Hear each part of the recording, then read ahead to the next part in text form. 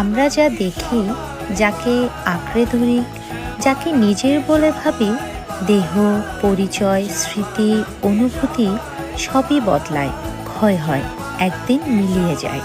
তবুও এই সমস্ত পরিবর্তনের মাঝখানে কিছু একটা নীরবে সবকিছু প্রত্যক্ষ করে চলে, যার জন্ম নেই, মৃত্যুও নেই, নামহীন, আকারহীন, অথচ সর্বত্র উপস্থিত।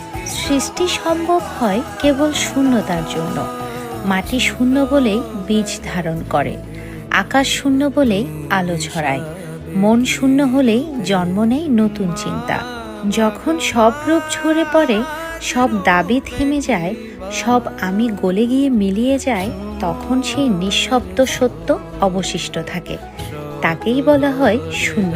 সনাতন দর্শন বলে এই দৃশ্যমান জগৎ চূড়ান্ত সত্য নয়, জন্ম মৃত্যুর সমস্ত খেলা এক অনন্ত মায়ার পর্দা মাত্র।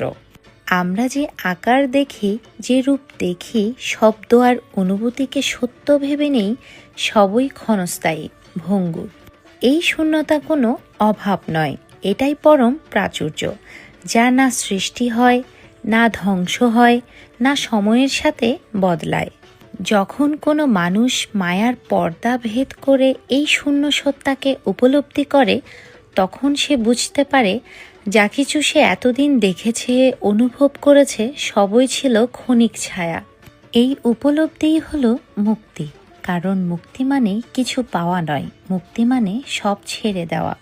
রূপের জগৎ থেকে সরে এসে রূপহীন সত্যের কাছে পৌঁছানো, যেখানে নেই ভয়, নেই আকাঙ্ক্ষা, নেই দ্বন্দ্ব, শুধু থাকে এক অখণ্ড গভীর নিঃশ্বাসের মতো শান্তি।